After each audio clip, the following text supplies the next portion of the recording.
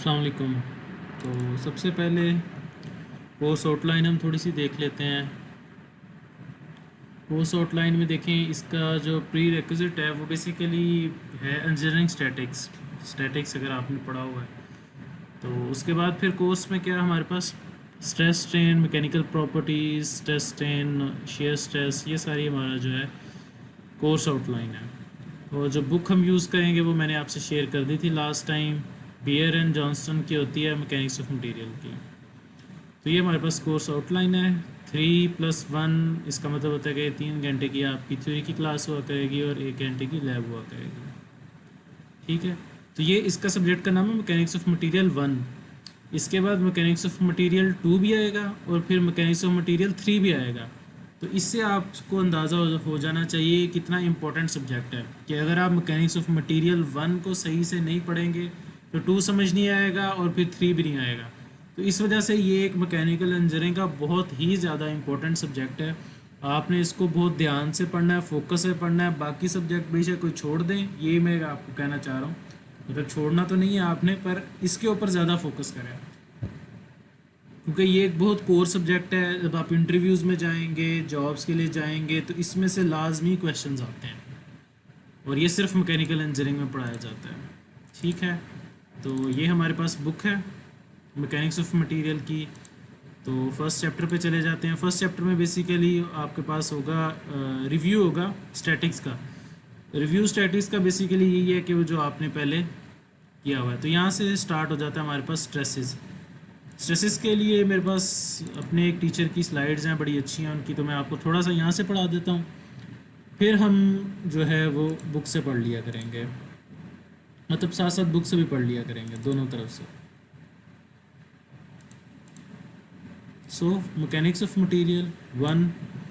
अच्छा, बेसिकली जो mechanics of material जो आपको नाम है, नाम से क्या समझ आ रही है? मैकेनिक ऑफ मटेरियल, इसमें एक चीज़ है मटेरियल। मटेरियल क्या होता है? कोई चीज़ होती है। लेट्स सपोज मैं कहता हूँ ये कॉपर है, ये आयरन है, तो ये सारे मटेरियल्स हैं हमारे पास डिफरेंट किस्म के। सबसे पहले तो आपको मटेरियल समझ आ गया कि मटेरियल क्या चीज़ है। नेक्स्ट उसके बाद क्या है? मैकेनिक बेसिकली क्या होता है कि मैकेनिक्स कि वो कैसे काम करता है।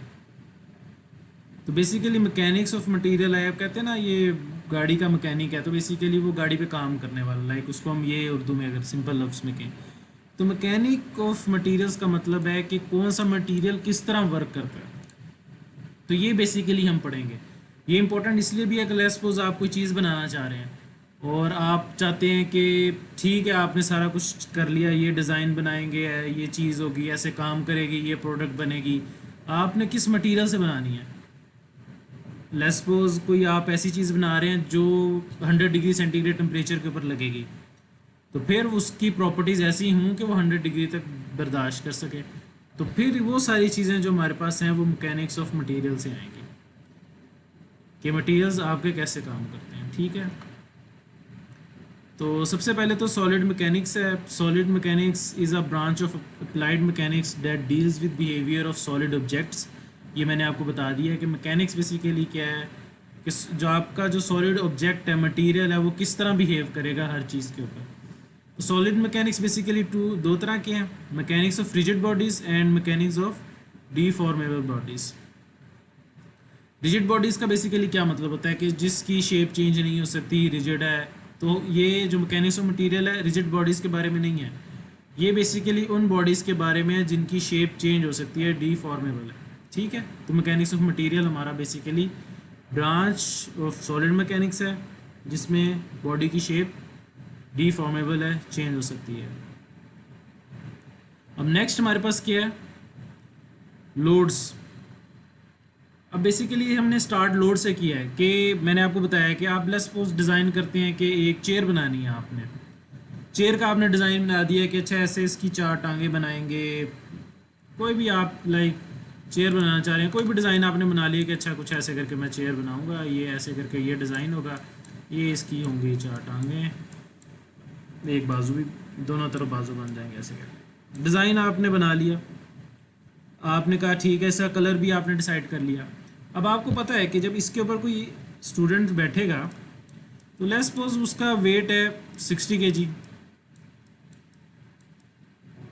60 kg जब वो बैठेगा तो ये जो मटेरियल जिसको आप यूज़ करेंगे, ये जो मटेरियल है वो ऐसा होना चाहिए जो 60 kg बियर कर सके, बर्दाश्त कर सके। तो ये बेसिकली मैकेनिक्स ऑफ मटेरियल है। तो इस वजह से सबसे पहले उसने लोड की बात की है कि जो भी मटेरियल की कोई भी चीज़ आप बनाएंगे उसके ऊपर कोई ना कोई लोड लगेगा। तो बेसिकली सबसे पहले जो चीज़ है वो हमारे पास क्या है एक्सप्लेन करने में, लोड। तो ये 60 kg हमारे पास क्या था, लोड था। तो मैं बेसिकली ये चीज़ समझाना चाह रहा हूँ कि जब भी आप कोई चीज़ डिज़ाइन करेंगे तो उसमें लोड लाजमी आएगा, किसी भी तरह का लोड हो सकता है, वो हम आगे जाके लोड की टाइप्स देख लेते हैं। तो अभी तो मैंने चेयर की एग्जांपल ली, तो इस पर ये लोड लगेगा। तो मैं चाहता, फिर मुझे क्या पता होना चाहिए कि मैं ऐसा मटेरियल चूज़ करूं जो ये 60 kg को बर्दाश्त कर सके। तो लोड की भी डेफिनेशन क्या है, external forces acting on a body और नोन एज लोड। ये एक्सटर्नल फोर्स थी, एक आदमी, एक स्टूडेंट है वो उस चेयर के ऊपर बैठा है, तो ये हमारे पास क्या था, एक्सटर्नल लोड था। These external forces can either be tensile और कंप्रेसिव।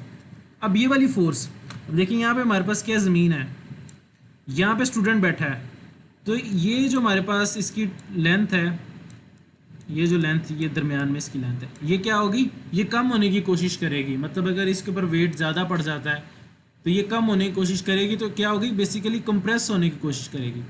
तो फिर इस तरह के लोड को हम क्या कहेंगे, ये कंप्रेसिव है। और एक और एग्जांपल है कि हमारे पास एक वायर है, यहाँ पे एक वायर है, लाइक क्रेन है कोई हमारे पास, क्रेन के साथ वायर लगी हुई है और इसके नीचे हमने कोई लोड उठाया हुआ है, यहाँ पे लोड उठाया हुआ है। तो अब ये जो लोड उठाया, अब इस वायर में क्या होगा, अब ये वायर की लेंथ क्या है, बेसिकली इंक्रीज होने की कोशिश करेगी। जब ये इंक्रीज होने की कोशिश करेगी तो फिर हम क्या कहेंगे, टेंसाइल। अब ये वाली एग्जांपल जो जिसमें हम कह रहा हूँ मैं, इंक्रीज होने की कोशिश करेगी, बेसिकली वायर का मटेरियल हमने डिसाइड करना है कि कौन सी मटेरियल की वायर होगी। और लेट्स सपोज ये भी 60 kg है, कि इसने भी 60 kg उठाने हैं इस वायर ने, पर इसका कॉन्सेप्ट कुछ ऐसा है कि ये नीचे को जाएगा और ये टेंसाइल होगा, इसकी लेंथ इंक्रीज होगी वायर की। और इस केस में क्या था कि इसकी लेंथ जो ये चेयर्स के हैं, लेग्स हैं, इनकी क्या है, कम होने की कोशिश करेगी। तो ये बेसिकली हमारे पास क्या था, कंप्रेसिव। ये कंप्रेसिव की एग्जांपल थी और ये टेंसाइल की, और दोनों क्या बेसिकली एक्सटर्नल लोड्स हैं हमारे पास। ठीक है, तो अब आपको समझ आ गई है टेंसाइल और कंप्रेसिव में। यहाँ पे लिखा हुआ है tension force present in towing ropes, ये वाली एग्जांपल जो मैंने दी है आपको। और जो कंप्रेशन फोर्स है वो चेयर्स की लेग्स में, ये वाली जो मैंने आपको एग्जांपल दी है। ठीक है, तो ये अब आपको मेरा ख्याल क्लियर हो गया होगा लोड्स के बारे में। लोड्स बेसिकली क्या है, फोर्सेस। ठीक है, नेक्स्ट हमारे पास different number of ways in which loads can be applied. Load था टेंसाइल और कंप्रेसिव, दो टाइप्स थी। ये दोनों टाइप्स डिफरेंट तरह से अप्लाई हो सकती हैं। सबसे पहले उसने बताया स्टैटिक और dead load. Dead load basically ये है कि लेट्स सपोज एक लोड है जो किसी वजह से लग रहा है और वो चेंज नहीं हो रहा आपके पास, जिस तरह वो कह रहा है ग्रेविटी की वजह से। लेट्स सपोज आपने 1 kg एक जगह पे एक टेबल के ऊपर रख दिया है, अब वो 1 kg कॉन्टीन्यूसली लगता रहेगा बिकॉज ऑफ ग्रेविटी, तो ये आप, और ना वो चेंज होगा, तो इसको हम क्या कहेंगे, स्टैटिक और डेड लोड। नॉन फ्लक्चुएटिंग का मतलब यही होता है कि वो चेंज नहीं हो रहा हमारे पास, ऐसे ही है, चेंज भी नहीं हो रहा। एंड जनरली इसने एग्जांपल दिया जिस तरह ग्रेविटी की वजह से वो आपके ऊपर किसी भी चीज़ के ऊपर लग रहा है, मटेरियल के ऊपर, तो वो क्या है, स्टैटिक लोड। नेक्स्ट हमारे पास है लाइव लोड। लाइव लोड ऐसी है कि वो कॉन्टीन्यूसली चेंज हो रहा है, कभी ज़्यादा हो जाता है, कभी कम हो जाता है। जिस तरह वो कह रहे हैं कि आपके पास एक ब्रिज है, उसके ऊपर से एक गाड़ी गुजर रही है, जब गाड़ी गुजरती है वो लोड लग जाता है, और जिस तरह वो आगे जाई जाती है वो लोड चेंज होता जाता है एंड देन वो ख़त्म हो जाता है। तो ये बेसिकली हमारे पास क्या है, लाइव लोड, जो आपके पास कॉन्टीन्यूसली चेंज हो रहा होगा किसी वजह से। देन नेक्स्ट हमारे पास क्या है, इम्पैक्ट और शॉक लोड। इम्पैक्ट और शॉक नाम से पता चल रहा है कि अचानक सडन ब्लो, जिस तरह वो आप हैमर से करते हैं, अचानक लोड लगा एंड देन रिमूव हो गया, ख़त्म हो गया, तो ये बेसिकली हमारे पास था इम्पैक्ट लोड। और लास्ट हमारे पास क्या है, फटीग, फ्लक्चुएटिंग और alternative loads. The magnitude and sign of the load change with the time. ठीक है, फ्लक्चुएटिंग और लाइव लोड में क्या डिफरेंस था, अब इसमें क्या है कि मैग्नीट्यूड एंड साइन चेंज हो रहा है, कभी लोड क्या कहते हैं टेंसाइल हो जाता है, कभी कंप्रेसिव हो जाता है, कभी कुछ हो जाता है, चेंज हो रहा है कॉन्टीन्यूसली। ठीक है, लाइव लोड क्या था कि एक ही लोड है जो बार बार लगता है, कम होता है, ज़्यादा होता है, ख़त्म होता है। जिस तरह आपके पास था कंप्रेसिव, लोरेस की उसने एग्जांपल दी कि आपके पास एक कंप्रेसिव फोर्स लगती है जब ऊपर से गाड़ी गुजरती है, जब गाड़ी आपके पास डायरेक्शन में गुजरती लग जाता है एंड देन रिमूव हो जाता है। अब ब्रिज के ऊपर टेंसाइल नहीं लग सकता, ये कंप्रेसिव है कि ऊपर से गाड़ी गुजर रही है, ये ज़मीन है आपके पास एंड देन ऊपर से ये आपके पास क्या कंप्रेसिव था, तो कंप्रेसिव लगता है, रिमूव हो जाता है, तो ये तो लाइव लोड है।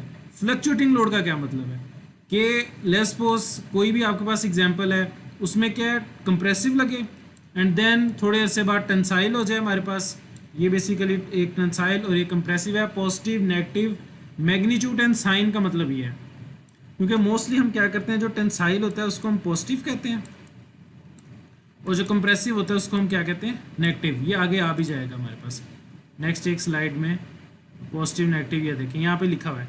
टेंसाइल हमारे पास पॉजिटिव होता है और कंप्रेसिव हमारे पास क्या है, नेगेटिव। हम मोस्टली इसको शो करते हैं, तो इस वजह से यहाँ पे उसने क्या कहा है, साइन जो हमारे पास पॉजिटिव नेगेटिव चेंज हो रहा है कि कभी टेंसाइल है कभी कंप्रेसिव है, लोड चेंजेस विद टाइम, जिस तरह टाइम चेंज हो रहा है आपका लोड भी चेंज हो रहा है। तो ये क्या हमारे पास फटीग, फ्लक्चुएटिंग और ऑल्टरनेटिव लोड्स। ठीक है, ये अब भी आपको समझ आ गई है। पहले हमने टाइप्स ऑफ लोड पढ़ी थी, compressive and tensile.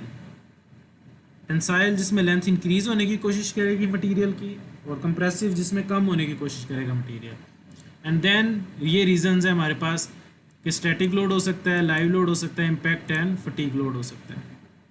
And next हमारे पास है loads may be due to any of the following reasons, due to environment in which component is working, through contact, due to fluid pressure, due to gravity. तो ये सारे उसने एक थोड़ी सी examples दी हैं कि लोड किस वजह से लग रहा हो सकता है। उसने बताया जिस तरह ग्रेविटी की वजह से हो सकता है, फ्लूइड प्रेशर, लेट्स सपोज पानी का वेट है उसकी वजह से हो सकता है, through contact with other members, एक मेंबर के ऊपर लोड लग रहा है और दूसरा उससे कॉन्टैक्ट में है तो उसकी वजह से हो सकता है, and due to environment in which the component is working, और कंपोनेंट जिसमें उसकी वजह से भी हो सकता है। We can analyze a body only if it's in static equilibrium. हाँ, ये उसने बात की है कि डायनामिक मूवमेंट में नहीं होनी चाहिए। स्टैटिक इक्विलिब्रियम का मतलब है कि एक चीज़ आपके पास एक ही जगह के ऊपर है, उसकी लोकेशन चेंज नहीं हो रही, वो मूव नहीं कर रही, स्टैटिक है, एंड देन आप उसके ऊपर अपनी इक्वेशंस वगैरह लगा सकते हैं। ठीक है, अब नेक्स्ट हमारे पास उसने क्या, axial load. Axial load basically ये आपके पास उसने बताया एक रॉड है, लेट्स सपोज जिस तरह वो आपके पास सरिया सा होता है, ये एग्जैक्टली उसने वैसे बनाया। अब यहाँ पे एक फोर्स लग रही है, यहाँ पे एक फोर्स लग रही है, दोनों तरफ फोर्स लग रही है। अब सबसे पहले आपको पता होना चाहिए इसमें क्या होगा, टेंसाइल होगी या कंप्रेसिव होगी। अब आप खुद देखें, इस तरफ को पुल करेंगे, इस तरफ को पुल करेंगे तो इसकी लेंथ क्या इंक्रीज होने की कोशिश करेगी। जब लेंथ इंक्रीज होने की कोशिश करेगी तो उसको हम क्या कहते हैं, टेंसाइल, और उसको हम शो करते हैं पॉजिटिव से। तो सबसे पहले वो अजम्पशन कर रहा है कि हमारे पास एक यूनिफॉर्म होना चाहिए। यूनिफॉर्म का क्या मतलब है कि इसका ये वाला एरिया, ये जो एरिया, मतलब जितने भी हम न्यूमेरिकल सॉल्व करेंगे उसके साथ हम कुछ इजम्पशंस लेंगे इक्वेशंस बनाने के लिए। तो उसमें यह है कि सबसे पहले ये वाला एरिया, अब ये थ्रू आउट कॉन्स्टेंट रह रहा है, तो इसने ये क्या है, यूनिफॉर्म रॉड, ट्यूब एक्सेट्रा। तो सबसे पहले उसने ये बात बता दी कि आपके पास एरिया जो है वो क्या है, कांस्टेंट कहते हैं, या यूनिफॉर्म उसको आप कह सकते हैं। अगर चेंज भी हो रहा है तो यूनिफॉर्मली चेंज हो रहा होगा, ऐसे नहीं कि इस तरह कोई ड्रिपली सा चेंज हो रहा है। चेंज हो भी रहा होगा तो इस तरह यूनिफॉर्म, लाइक कोई ट्राइंगल बन जाएगी यूनिफॉर्म इस तरह करके, या आपके पास ऐसे बॉक्सेस में ऐसे करके एरिया चेंज हो रहा होगा, तो ये यूनिफॉर्म होता है। ठीक है, नेक्स्ट हमारे पास क्या है, होमोजीनियस एंड आइसोट्रोपिक मटेरियल।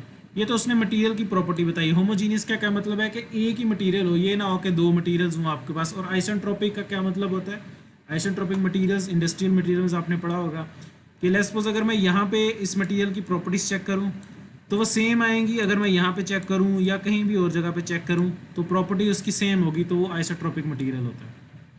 तो दूसरी एजम्पशन ये होगी कि हम मटेरियल जो है वो आइसोट्रोपिक लेंगे और होमोजीनियस मिक्सचर लेंगे, इसका स्ट्रक्चर जो है वो सारा का सारा सेम होगा, कहीं पे भी कोई चेंज नहीं होगा स्ट्रक्चर में इस मटेरियल का।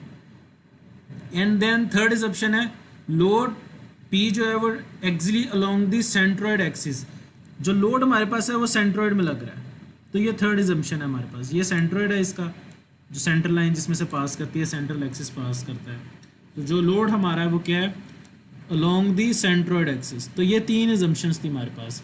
एरिया यूनिफॉर्म होना चाहिए, आइसेंट्रोपिक और होमोजीनियस मटेरियल होना चाहिए, और जो लोड है वो क्या सेंट्रोइड में लग रहा है, सेंट्रल एक्सिस से पास कर रहा है। तो ये तीन हमारे पास assumptions हैं। जब हम अपने न्यूमेरिकल्स या जो भी इक्वेशन सॉल्व करेंगे उसमें हम ये तीन assumptions को लिया करेंगे, ठीक है। तो ये बेसिकली इंट्रोडक्शंस था हमारा किस चीज़ के ऊपर, मैकेनिक्स का, लोड्स, टाइप्स ऑफ लोड, किस वजह से लोड लग रहे हैं, और जो हमने assumptions लेनी है। फिर ये नेक्स्ट हम स्टार्ट करते हैं स्ट्रेस से।